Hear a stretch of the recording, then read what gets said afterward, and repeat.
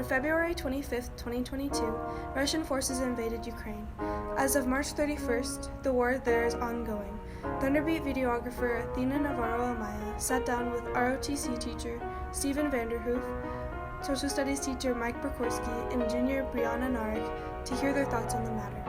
If I were to lead a discussion, a lot of it would be,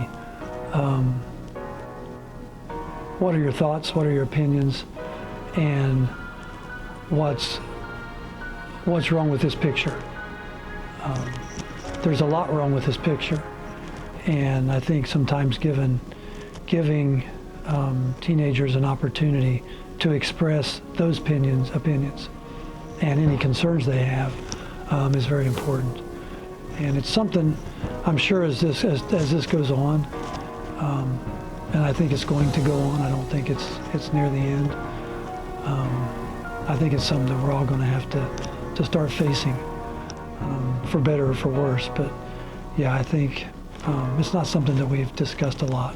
So I think for him, this is just trying to reestablish Russia as being a true world power like they once were during the Cold War. I think for the rest of the world, it's to try and talk him down and walk him back, to try and prevent something much bigger from happening that ends up threatening mankind at its essence. Hopefully we can avoid a conflict like that and figure out a way that we can coexist with the Russians like we had done since their inception. I'm first-gen American, so my grandparents, cousins, aunts, uncles on all my mother's side is in Russia, always has been. And obviously they don't want this.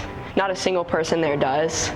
It's harder because when we first saw troops on the border of Ukraine and Russia, obviously here in America we believed that Putin was going to press for war. And so when we called my grandparents and they were calling us, they're like, niet, like Putin is like there to protect us, like he put soldiers there to protect us. Ukraine has been aggressive, so like he convinced all of Russia that he was not stepping in to attack. And so when this did happen, it was a shock to everyone, and it was terrifying.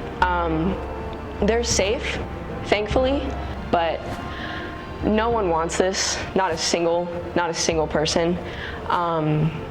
And it is not Russia versus Ukraine.